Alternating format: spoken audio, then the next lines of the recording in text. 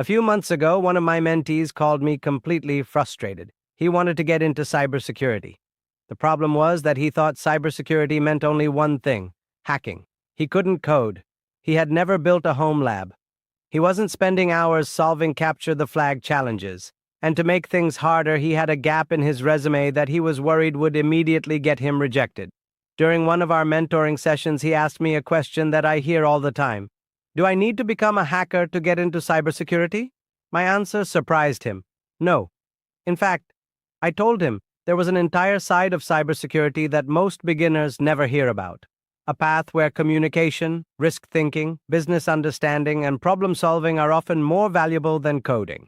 Fast forward several months, and he landed a GRC analyst role.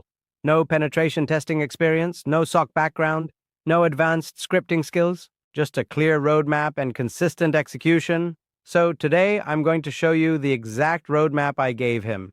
And if you're trying to break into governance, risk, and compliance in 2026, this is the same roadmap I would recommend to my own students. But before we start, don't subscribe yet. Watch until I explain why one of the biggest cybersecurity disasters in history wasn't actually a technical failure. If that story doesn't change how you think about cybersecurity careers, then this channel probably isn't for you. Let's get started.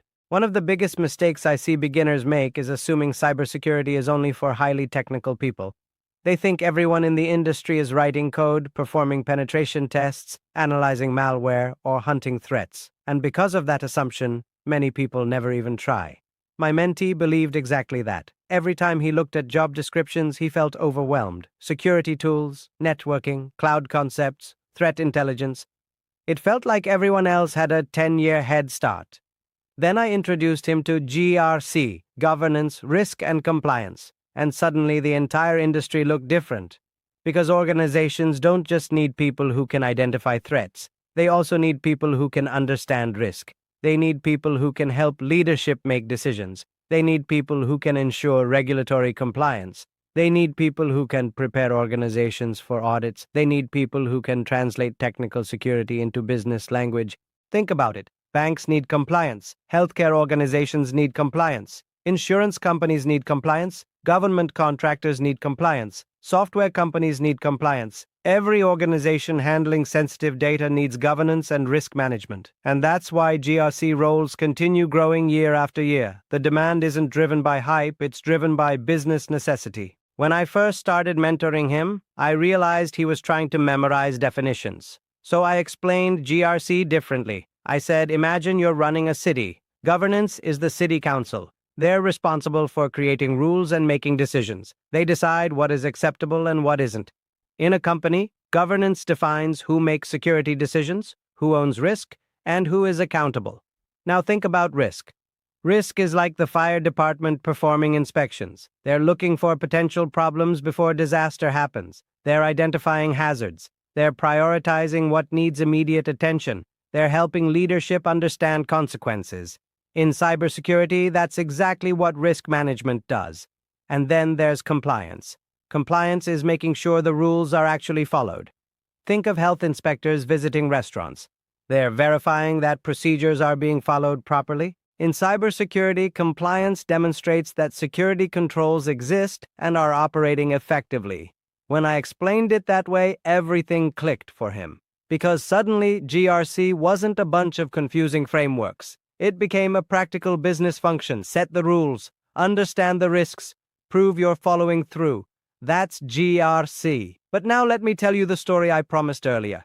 Because this story explains why GRC exists, I asked my mentee a simple question. Have you heard about Uber's 2016 breach? He knew the company got hacked, but he didn't know what happened afterward. Attackers gained access to data belonging to 57 million users and drivers. That's bad enough. But the technical breach wasn't what caused the biggest damage. What happened next did. Instead of immediately disclosing the incident, Uber paid the attackers $100,000 and attempted to keep the breach quiet. The company failed to notify affected users. It failed to properly disclose the incident. It failed to follow appropriate governance and compliance processes. And eventually, the truth came out. The consequences were enormous. The company paid massive settlements. Executives faced intense scrutiny. The CISO lost his job. Trust was damaged. Now, here's the lesson I wanted my mentee to understand. The biggest problem wasn't technology. The biggest problem was governance, leadership decisions, risk communication, compliance failures, accountability failures.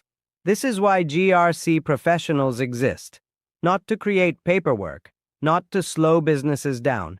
They exist to ensure organizations make informed decisions before small problems become massive disasters. When he understood that, he stopped seeing GRC as documentation. He started seeing it as business protection, and that's when his learning accelerated. Now let's talk about the roadmap. The first thing I told him was simple. Do not start with ISO 27001. Do not start with NIST, and definitely do not start controls. You need context first. Phase 1. Cybersecurity fundamentals. For the first few weeks, I wanted him to learn the language of cybersecurity. Not become an expert. Just learn the language. Confidentiality, integrity, availability, authentication, authorization, threats, vulnerabilities, basic networking concepts. The goal wasn't to lead security conversations. The goal was to understand them. I often tell my students, if someone says critical vulnerability during a meeting, you shouldn't be wondering what a vulnerability is. You should already understand the basics. Once he had that foundation, we moved forward. Phase 2, GRC Foundations. Now we introduced frameworks, not memorization. Understanding started him with the NIST Cybersecurity Framework. It's free, it's practical, and it's widely used. Then we explored ISO 27001. I didn't ask him to memorize controls. I asked him to understand why the controls existed. Every control exists because somebody experienced a problem somewhere. Understand the problem, the control becomes easier to remember. We also covered risk assessment methodologies, third-party risk management, security controls, and compliance requirements. At this stage, he started understanding how organizations actually manage cybersecurity. Phase 3. Practical skills. This is where most people stop, and it's where most candidates lose opportunities. Knowledge alone isn't enough. You need evidence. I asked him to write policies, access control policies, acceptable use policies, password policies. Nothing fancy, just practice. Then I asked him to read real SOC 2 reports, study how controls are documented, study how auditors evaluate evidence. I also encouraged him to explore GRC tools conceptually. ServiceNow, GRC, Archer, OneTrust. The goal wasn't mastery, the goal was familiarity. Because interviewers can immediately tell whether you've only watched videos or actually explored the field. Phase 4. Job-ready positioning. This is where everything comes together. I asked him to build a portfolio project. Not a complicated one. A simple risk assessment, a compliance checklist, a mock audit report, something tangible, something recruiters could see. Something that demonstrated effort. Then we optimized his LinkedIn profile. We highlighted frameworks, risk management knowledge, compliance understanding, and most importantly, we positioned him as someone actively building GRC skills, not someone waiting for permission to enter the industry. Now, let me be honest, GRC isn't flashy. You're probably not going to be featured in a movie wearing a hoodie and stopping hackers in real time. That's not the job. Your job is helping organizations understand risk before problems happen. Your job is helping businesses make better decisions. Your job is helping companies survive incidents when they occur. And here's something I tell every mentee. GRC rewards communication. It rewards writing. It rewards critical thinking. It rewards curiosity. If you're good at explaining complex ideas simply, you're already developing one of the most valuable GRC skills. And that's one reason I believe this field has such a strong future. Regulations aren't disappearing, risk isn't disappearing, compliance isn't disappearing. Organizations will continue needing professionals who can bridge the gap between business and cybersecurity. If you're watching this and thinking, maybe cybersecurity isn't as out of reach as I thought, that's exactly why I made this video. Because that's the realization my mentee had. He stopped focusing on what he didn't know and started building one skill at a time. That's how careers are built. Not through shortcuts, not through overnight success, through consistent progress. Now I'm curious, which phase do you think would be the hardest for you?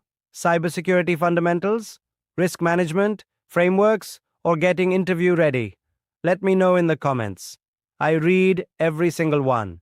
And if enough people are interested, I'll make a follow-up video showing exactly how to perform a real GRC risk assessment step by step.